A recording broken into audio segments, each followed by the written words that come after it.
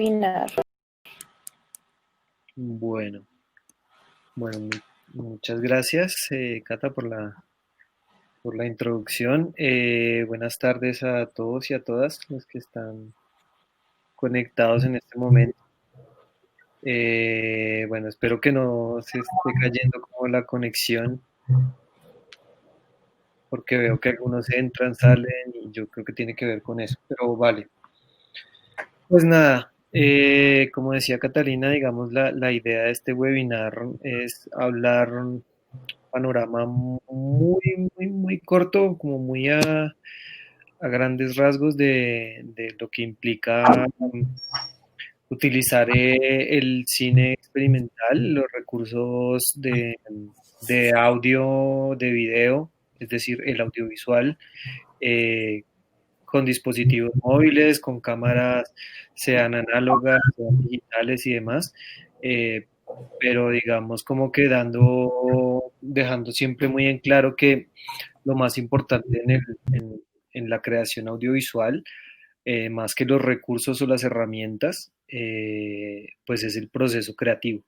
Entonces, por eso, digamos, este webinar se va a encaminar un poco más hacia esa parte de cómo utilizar algunos recursos que tengan a la mano, que conozcan de antemano o que simplemente con una búsqueda en Internet se pueden alimentar de esos recursos, pero en pro de un proceso creativo siempre, ¿no?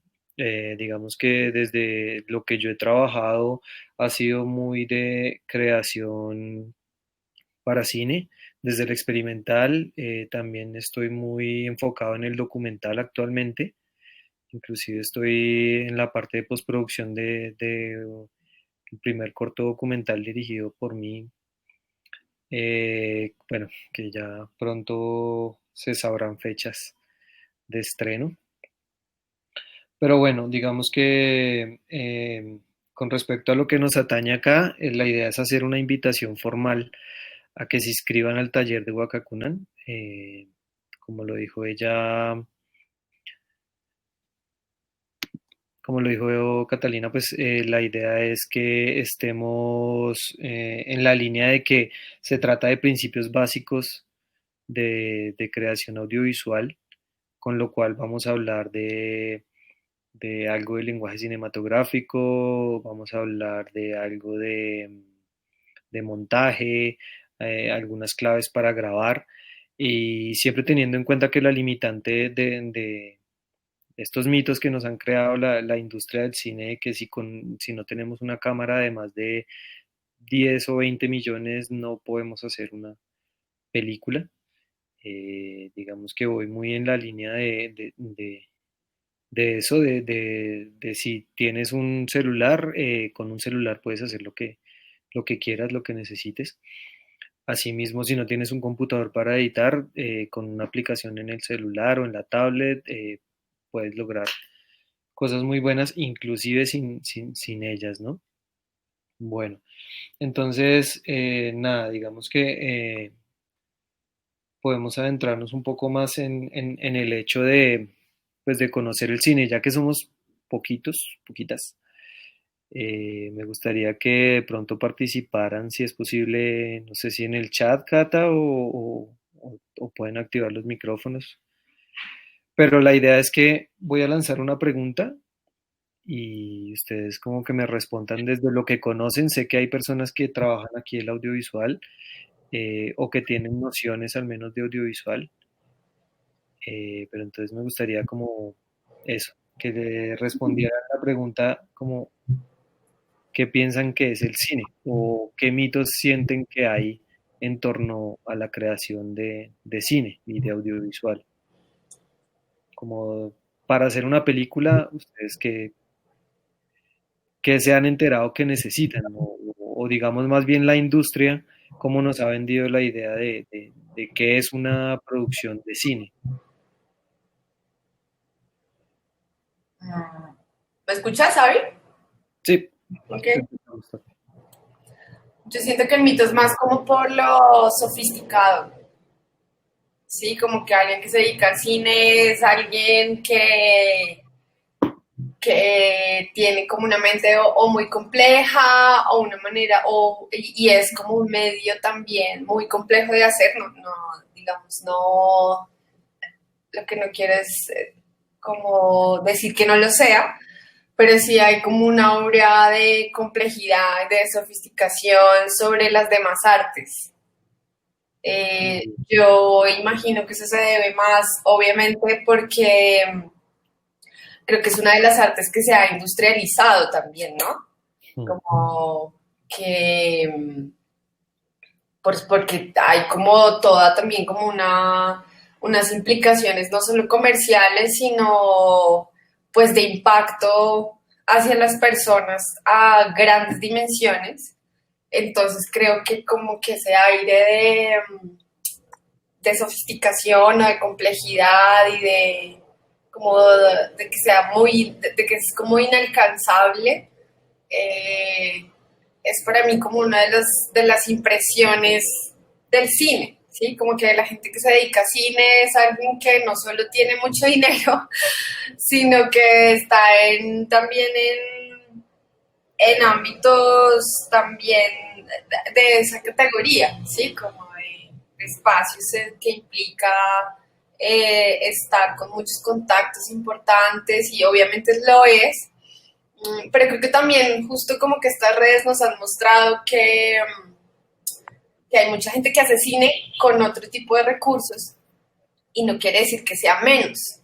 ¿Sí? Entonces creo que el mito va, yo creo que el reto o lo que me parece chévere como de esta charla es justamente lo que estás mencionando, como estás haciendo la introducción, es como pues ahora todo el mundo puede realmente hacer cine así como se puede hacer otro tipo de artes porque están todas muy cercanas, solo que yo lo que siento también es que como estamos ya educados en ser unas personas pasivas de la pantalla, pues creemos que lo único que nos muestran es realmente como lo verdadero, lo que hay que llegar a ser, ¿sí? Como que hay también como una especie de filtro sobre la realización que nos muestran las pantallas, porque pues estamos alimentándonos de efectos especiales, como de unas direcciones de arte complejas, ¿sí? Como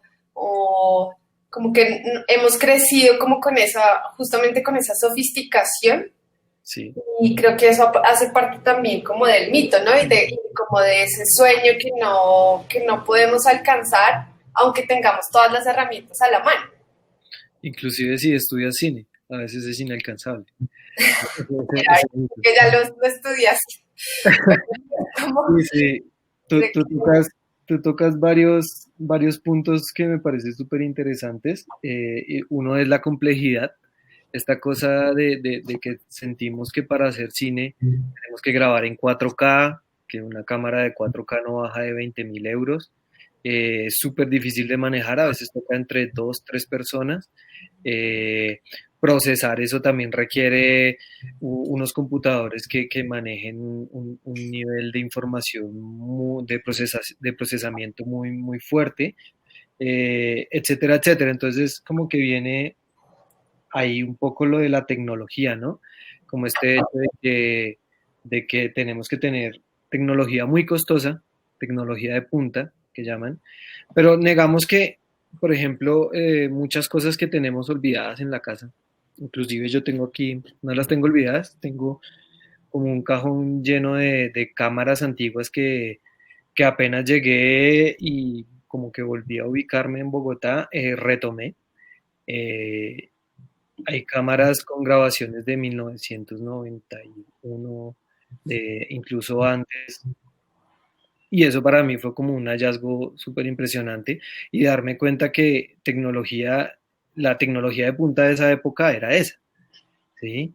Y que lo crucial no era tener estas cámaras que mencionamos como la Red One o la Real Alexa de más de 20.000 euros, sino tener una cámara de mano, eh, en su momento para los precursores del cine documental, el cine experimental, era increíble tener esta tecnología. Y entonces, como, bueno, volviendo a lo de los mitos, esta sofisticación, esta complejidad, como que hace un poco inalcanzable el lenguaje audiovisual, ¿no? Otra cosa que mencionas es como lo de los presupuestos, como que utilizar este tipo de recursos costosísimos del cine, pues implica unos presupuestos exorbitantes. Por eso es que se habla actualmente de que una película puede valer tranquilamente 100.000 euros o millones de euros. Y el nivel y lo otro que tú mencionas de la industrialización, ¿no?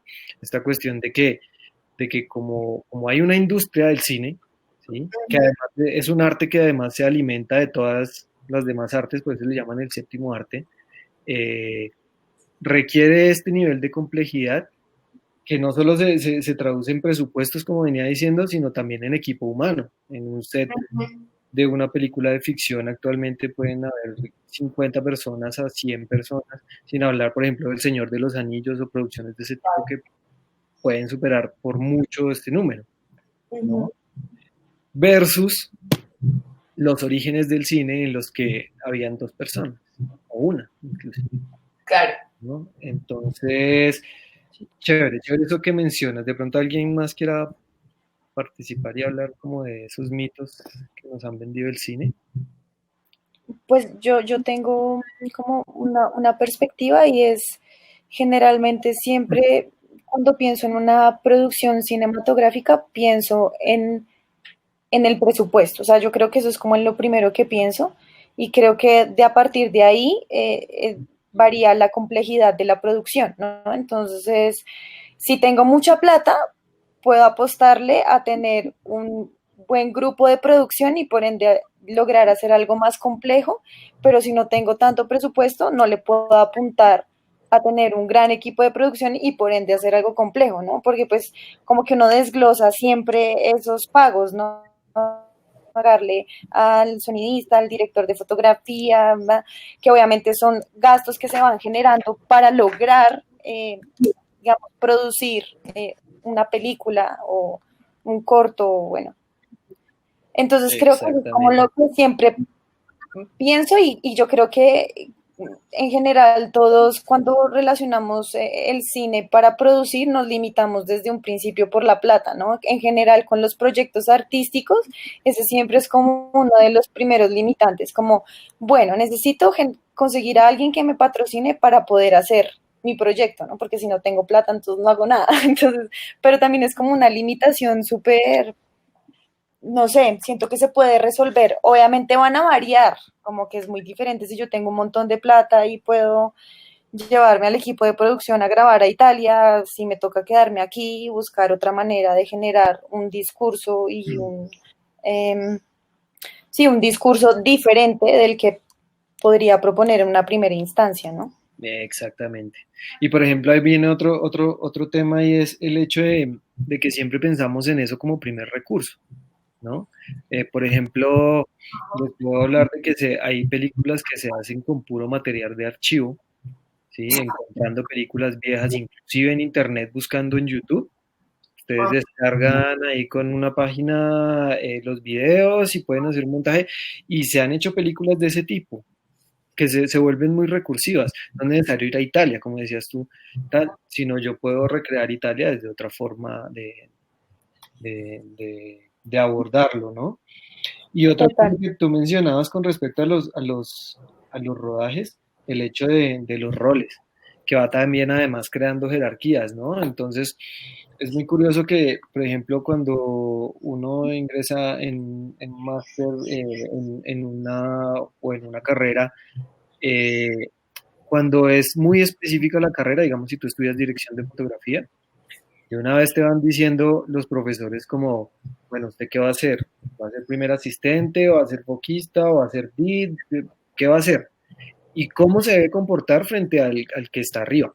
Ajá. ¿no? Entonces, era muy curioso porque tuve algunas discusiones con algunos profesores que mencionaban que uno tiene que estar pendiente del agua del director de fotografía y que tenía que estar pendiente de que él tuviera la silla y yo decía, es decir, estamos como inmersos en esta maquinaria empresaria. Muchos cineastas lo hemos vivido. Siempre se sabe que los roles son muy necesarios y que, digamos, las jerarquías ayudan a organizar todo el flujo de trabajo. Más sin embargo, cuando tú llevas 10 años o 20 años siendo el mismo cargo y tratando de avanzar, pero no puedes porque la misma industria te enreda en ese círculo vicioso, entonces es cuando dices, bueno, ¿y dónde quedó el proceso creativo que en la universidad yo exploraba? ¿No? Claro, total. Además es como desde la academia, como que te autodefine qué debes cumplir, ¿no? Como que quieres escoger para hacer el resto de tu vida sin tener realmente como procesos transversales o inclusive saltar de un área a otra, ¿no? Que Exacto. Entonces, muchas veces se vuelve más que un proceso creativo, un proceso técnico. Es de saber Ujú. manejar máquinas. Y las clases se pueden estar volviendo, bueno, cómo manejo la Red One o cómo manejo la Arri Alexa, la Ursa, ¿sí? Entonces te vuelves casi que un autómata, que no está mal. O sea, yo también digo que bichear, como le llamamos a veces esto de estar con la cámara y mirarla y revisarla y entenderla, qué opciones tiene, es súper importante en todos los tipos de tecnología. Entonces, si tú tienes una cámara que es de los 80s, que lo compró tu papá en los 70s, en los 80s, y la encuentras ahorita, seguramente hay cosas que no vas a entender, pero que con una simple mirada al menú, miras las opciones y demás.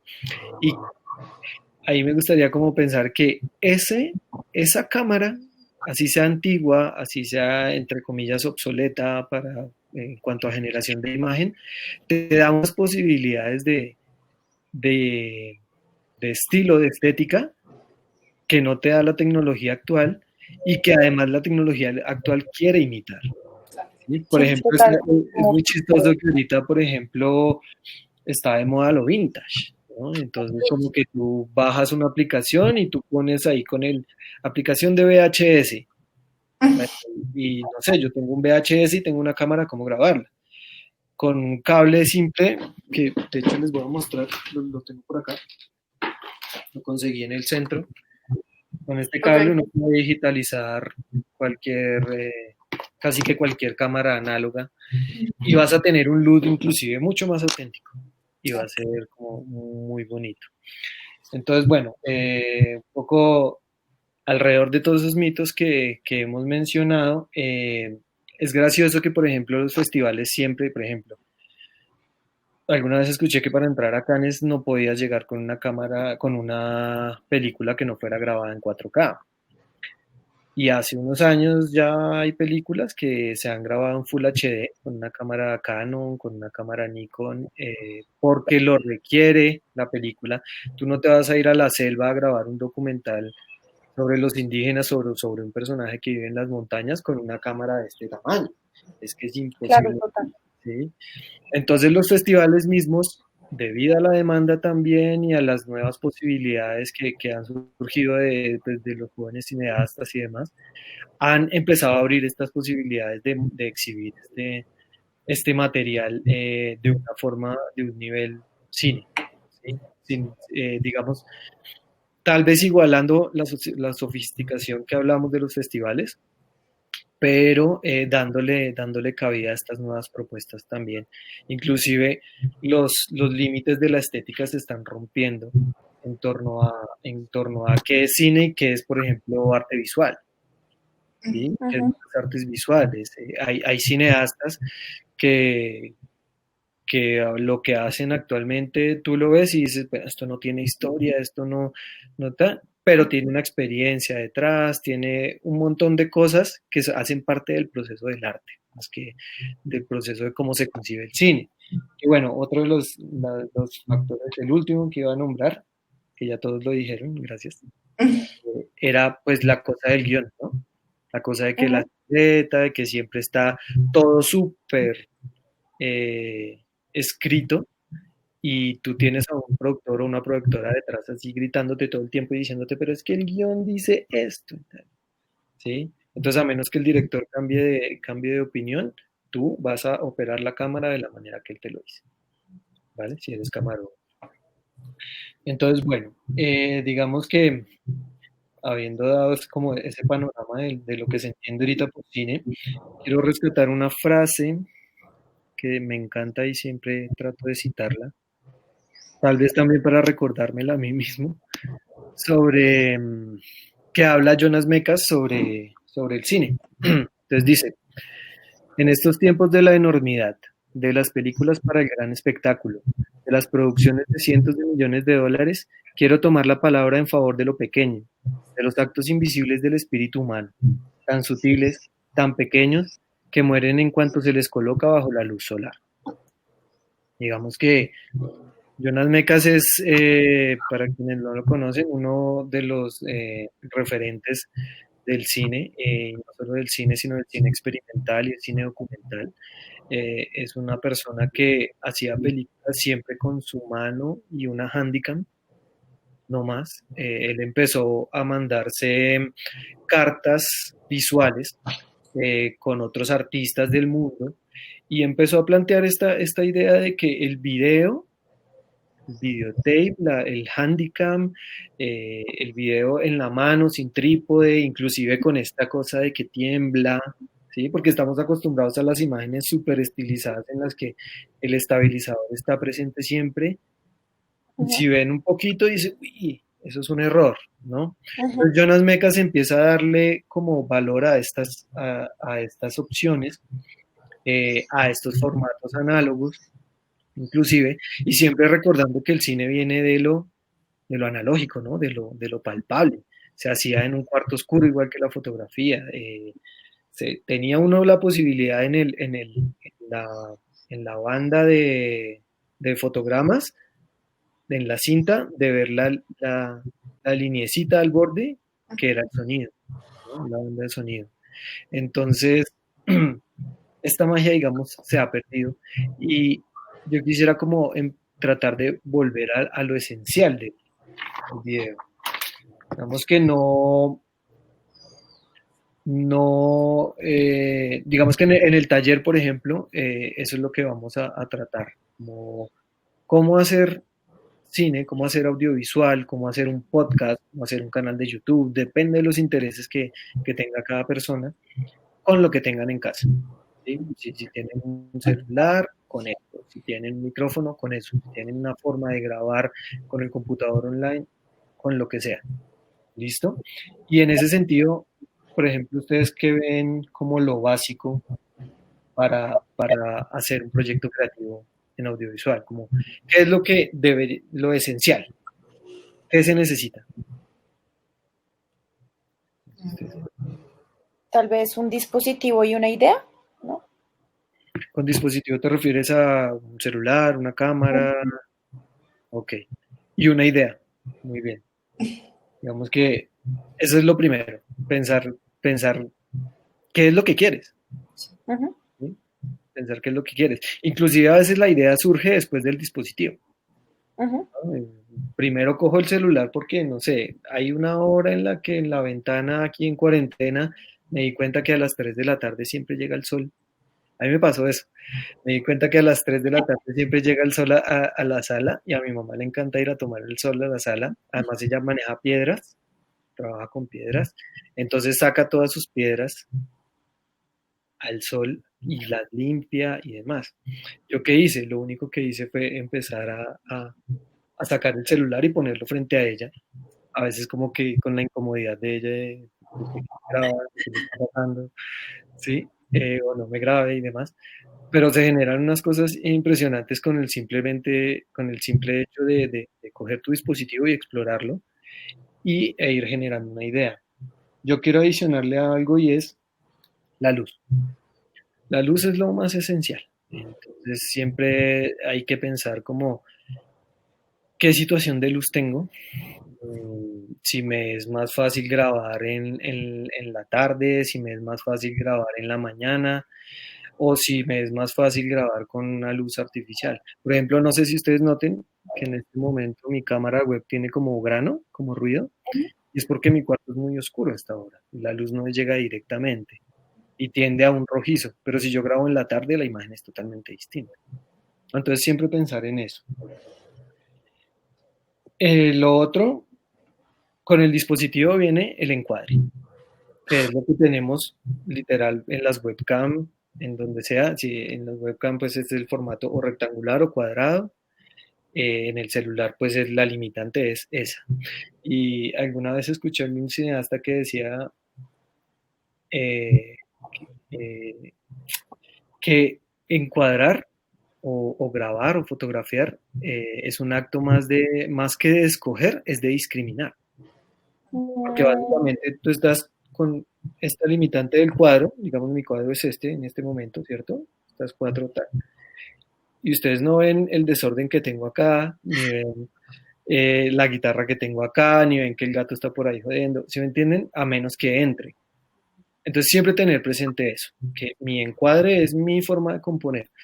Si tengo poquitos elementos, manejo esos. Si es una cuestión de puesta en escena, como por ejemplo hacía Georges Méliès, que ponía la cámara de frente y todo un escenario de obra de teatro pasaba al frente, ¿no? Los personajes entraban y salían. Entonces, siempre tener presente eso. Y bueno, una vez uno graba, lo que se va generando al poner una imagen con otra, ¿cierto? Sería como la narración. ¿No? Que no siempre todos los videos tienen narración, no necesariamente tú grabas para contar una historia. ¿Sabe? La narración sería como la edición, un poco. O sea, al editar estás contando, ¿no? Claro, al editar, tú lo que estás haciendo es creando un sentido lógico de las imágenes. Entonces, no es lo mismo, por ejemplo, si mi mano entra de esta forma y se junta con esta, a que si ya están así, porque si me hago entender, como que siempre hay una secuencia de acciones que generan una narración. Y eso tiene que ver con el montaje, claramente. La edición, bueno, la edición en términos técnicos habla más de cómo tú tratas el color, de qué efectos le pones, sí, de cómo manipulas el material, que tiene que ver con la forma también, ¿no? Y la narración es la secuencia, lo que te genera la secuencia que creas con el montaje. Digamos, la forma, por ejemplo, en la forma yo me preguntaría, bueno, ¿con qué voy a grabar? ¿O cómo lo voy a grabar? ¿Sí? ¿Por qué hablo de la forma? Porque muchas veces con lo digital siempre nos vamos a que lo digital ya está todo hecho. ¿Sí? O sea, si tú te metes a Premiere o a cualquier programa de edición y te descargas unos plugins, ya lo tienes. Pero todo lo que se hace en digital se ha hecho alguna vez en análogo. ¿Sí? Entonces siempre hay una forma de buscar esa misma estética, pero con lo análogo, lo cual se me hace mucho más auténtico en algunos casos y le da un punto estético increíble. ¿Sí? Entonces, bueno, voy a mostrar ahora sí un par de ejemplillos que seguramente algunos ya conocen. Gracias, Cata. Listo. Seguramente ya conocen a los hermanos Lumière, fueron las primeras personas que empezaron a grabar la cotidianidad, digamos que son los precursores del documental, del cine documental. Y digo, seguramente ya lo conocen, pero lo voy a traer este clipcito de 50 segundos para entender una cosa y es tener claro que ellos, ¿qué pensaban antes de grabar? Ellos se iban a buscar una acción, como que se iban a buscar una escena que pasara naturalmente, ¿sí? En este momento, por ejemplo, vamos a hablar del tren, pero también hay otra película que, por ejemplo, la voy a añadir acá para verla. A ver si aprendí, Cata. Bueno,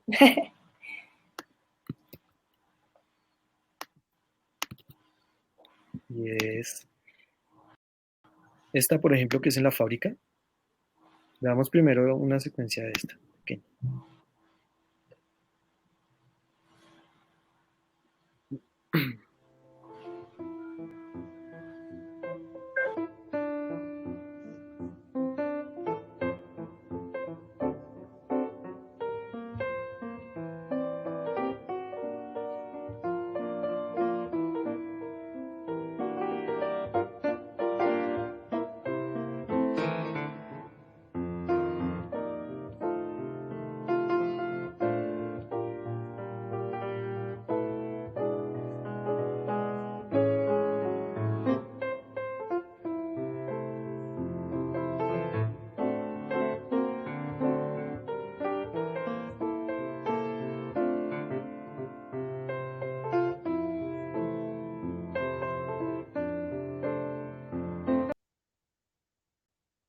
Película es como simplemente poner la cámara y dejar que pasen cosas. Ellos siempre buscaban escenarios donde realmente ocurrieran muchas cosas. Por ejemplo, la salida de la fábrica era masiva. Entonces habían perros, habían vendedores, habían hombres, mujeres saliendo, vigilantes, etcétera, etcétera. Y ahí es uno de los principios del cine documental, por ejemplo, lo contemplativo. Esta es la más famosa.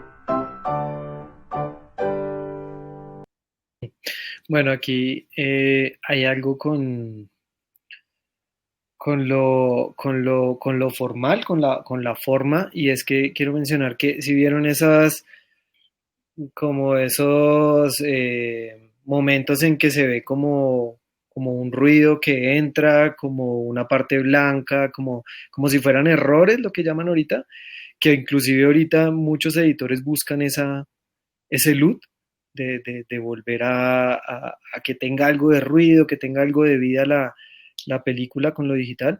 Bueno, esto pasaba porque en el proceso de revelado, igual que en fotografía, algunas partes no quedan bien reveladas, algunos fotogramas se queman, etcétera, etcétera. Digamos que eso le da mucha vida a la forma de la película. Y hay una anécdota muy chistosa con esto y es que proyectaban estas películas así a gran escala y pues la gente realmente pensaba que el tren venía, ¿no? Entonces como que se asustaban. Entonces ahí es cuando empieza como el cineasta también a entrar en conciencia de qué es lo que está haciendo, ¿no? Está mostrando algo que para él era como un experimento científico, al menos para los Lumière, pero terminó volviéndose una experiencia. Y allá quiero llegar. Como que ese es uno de los principios del video, llegar a la experiencia. Eh, quiero mostrar un referente más de aquí de los de YouTube, más cercano de Colombia. Fue grabado, se llama Cali de Película de Luis Ospina. También seguramente ya lo conozcan. Para Pablo, que es de Cali, que está ahí conectado.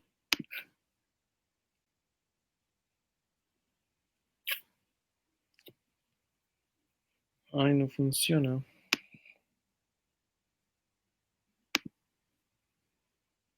Bueno, voy a compartir la pantalla a ver si así.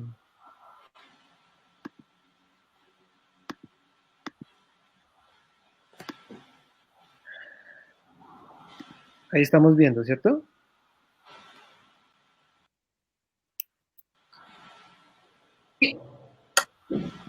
Vale.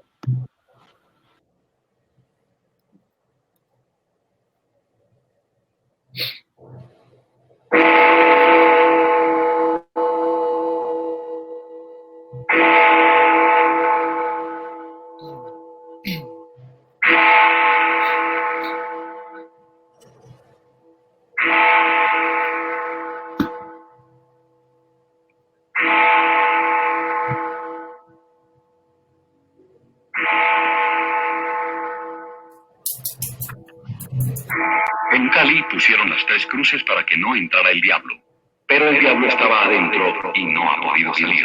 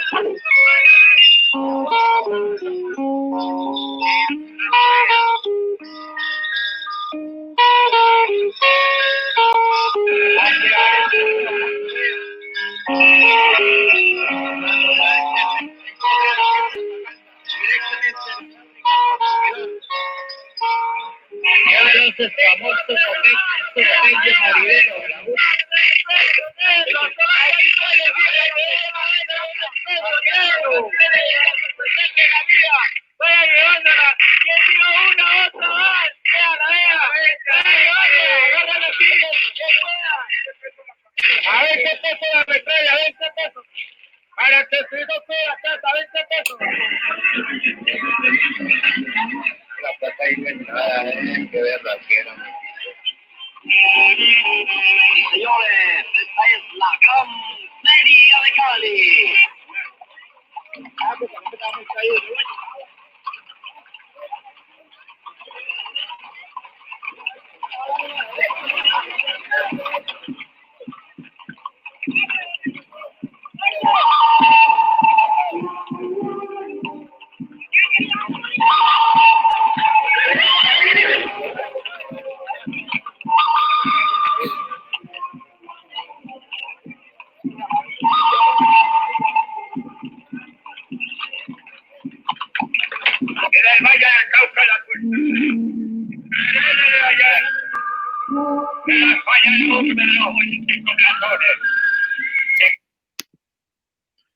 Bueno,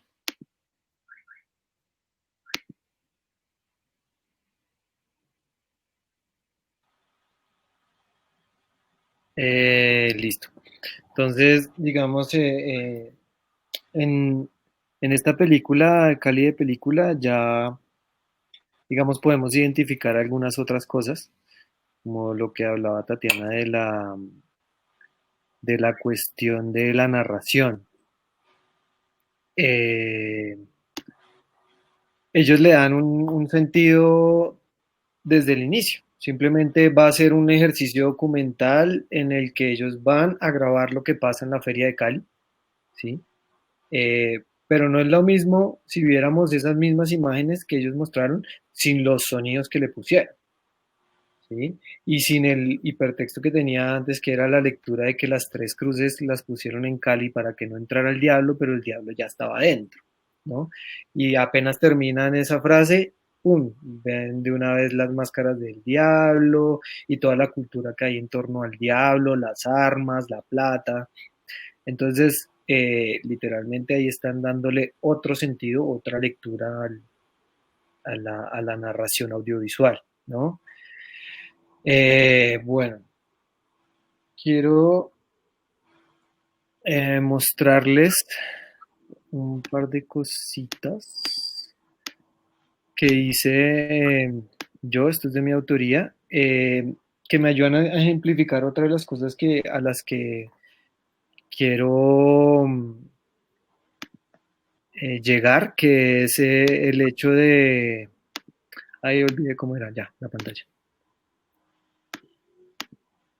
Que era el hecho de que el audiovisual también es una experiencia, ¿no? Y el proceso creativo del audiovisual tiene una forma debido a que hay una experiencia previa y que no todo tiene una narración necesariamente con inicio, nudo y desenlace. Entonces esta película que les voy a mostrar en este momento se llama El susurro del diablo.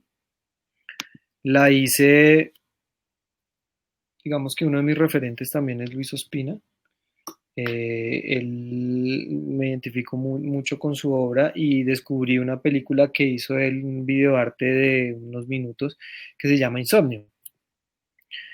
Resulta que yo siempre he sufrido de insomnio, es algo, una constante que tengo en mi vida.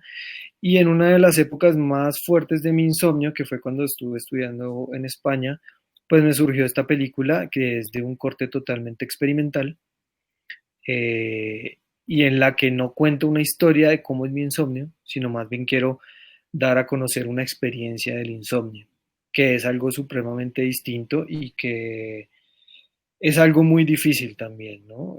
Por eso ya, por ejemplo, ya no se habla en términos generales del cine de un cine no solo documental, sino también de no ficción. Y la no ficción también encuentra este tipo digamos, de semejanzas entre el cine documental y el cine experimental. Entonces, bueno, voy a poner un pedazo. No sé cómo estamos de tiempo, Cata. Creo que estamos como...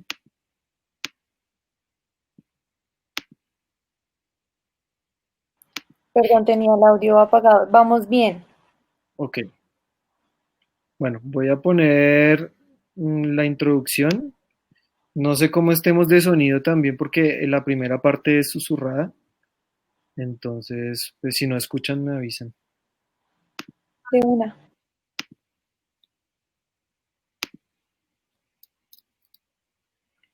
Cada noche la misma historia. Mi cuerpo me pide descanso, pero mi mente desobedece.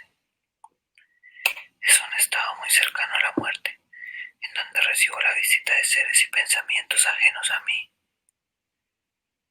Tengo un pie en la realidad y un pie en el sueño.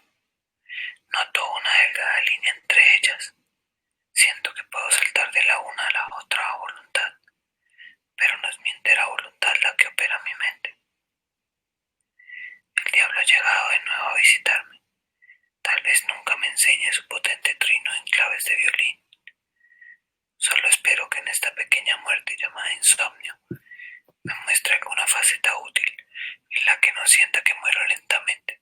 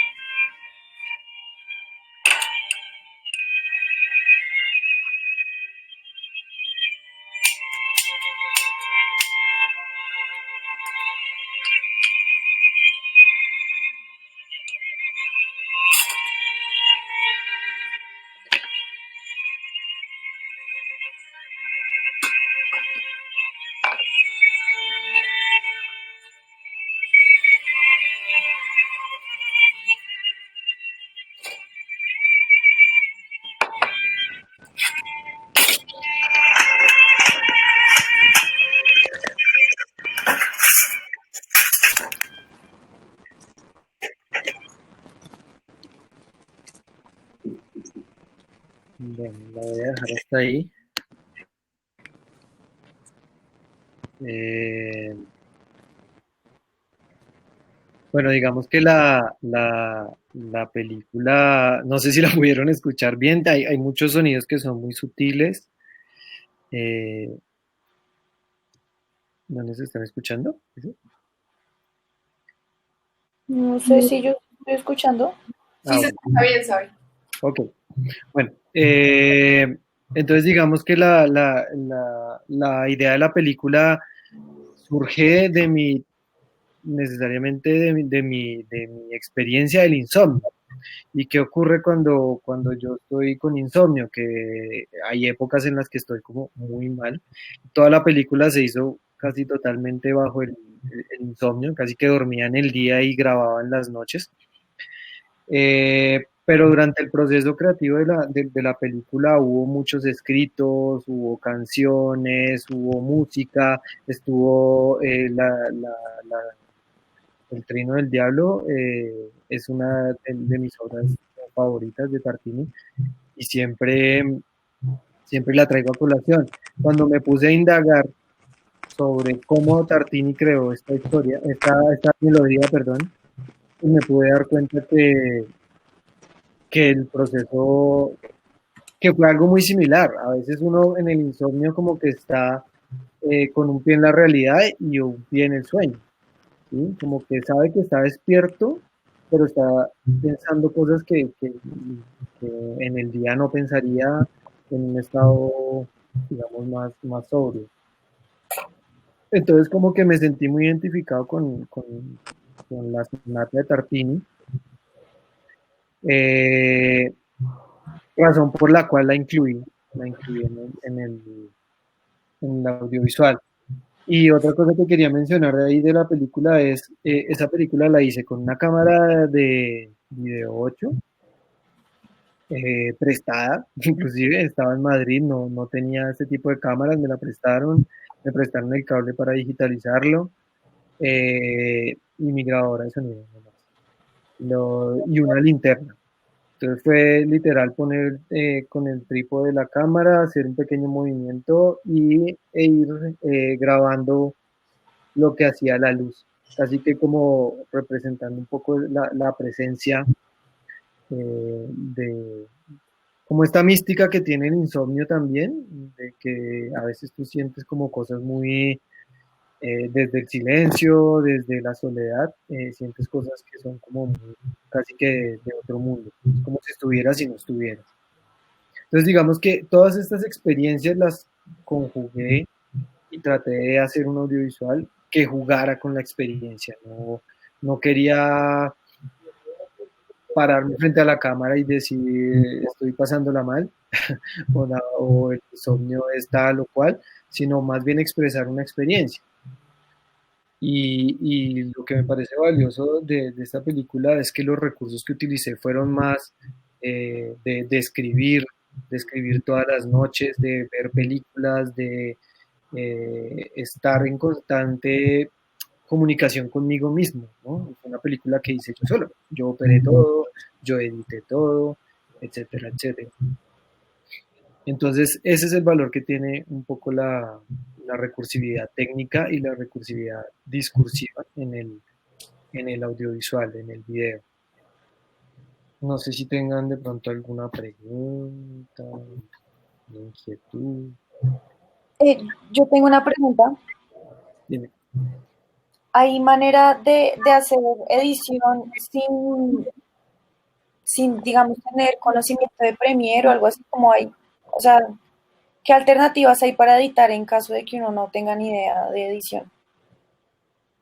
En digital es, digamos que Premiere es un programa que tiene demasiadas opciones, entonces en cuanto ves la interfaz es como que te agobia, ¿no? Como que dice, oh, pucha, no me sé todo. Inclusive montajistas que llevan años trabajando con Premiere se pasan a otros o en Premiere no saben cómo se hace todo. Nos pasa todo el tiempo. Pero hay interfaces de programas que se descargan en internet y no pesan nada, como Movavi, como hay uno que me descargué hace poco que se llama Filmora Wondershare, algo así, y, y son muy intuitivos, como que desde que sepas identificar que hay una línea de tiempo y que puedes cortar y pegar, ya puedes hacer un montaje.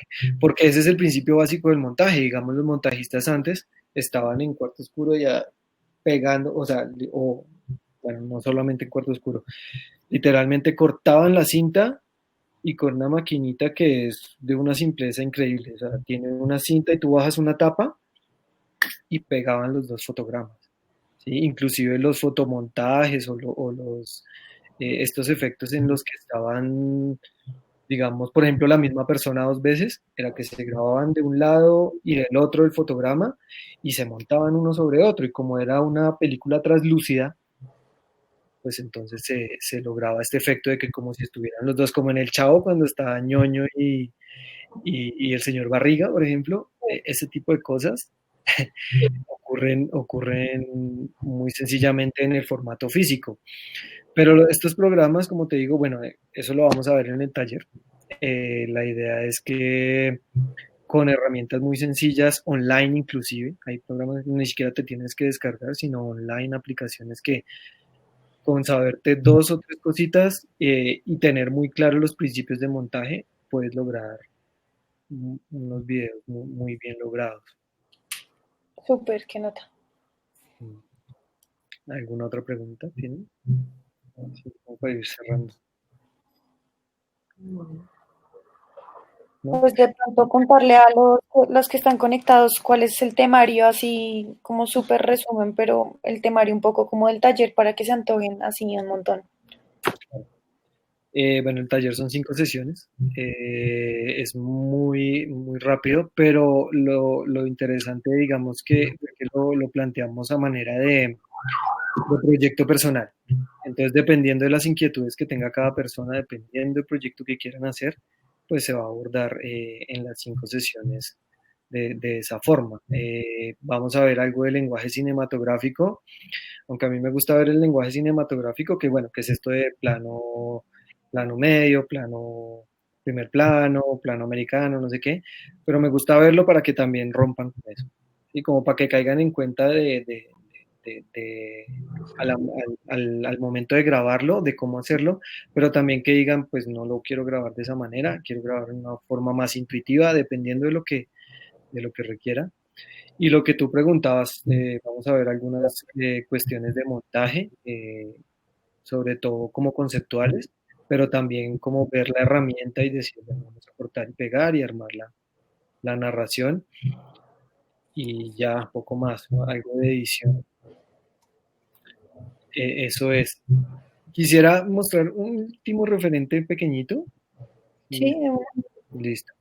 Eh, de un artista que se llama Rob Carter, que, bueno, me encanta este referente porque, voy a mostrarlo con la pantalla,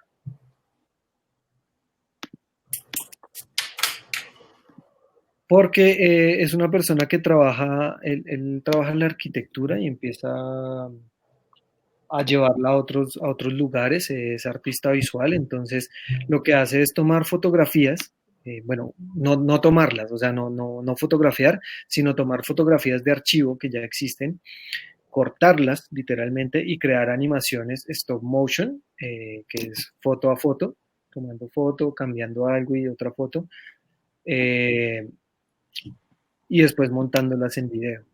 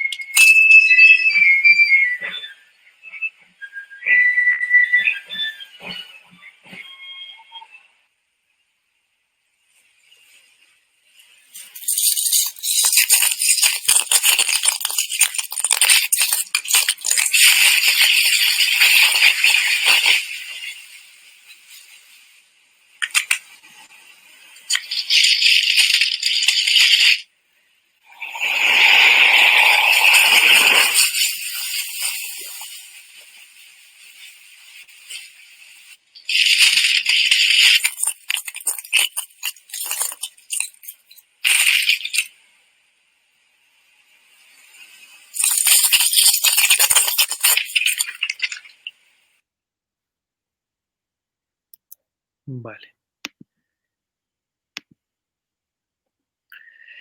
Entonces, ¿qué me parece interesante de Rob Carter? El hecho de que está estudiando el problema de cómo la arquitectura invade digamos, la ciudad, cómo va creciendo la ciudad, cómo van creciendo los edificios, pero lo hace además visible, ¿sí? Literalmente imprime las fotos, las corta y va empezando a armarlas de esta manera para crear esta lógica de lo que va apareciendo, ¿no? Eh, es un proceso análogo y tiene como demasiado valor el hecho también del sonido, por ejemplo, cómo le da vida a través de los folies. Entonces, bueno, me parece un proceso creativo como muy interesante que me gustaría que también se llevaran. Voy a poner el link de la página de Rob Carter en el chat y les voy a compartir también mi página de Vimeo para que me stalkeen un poco.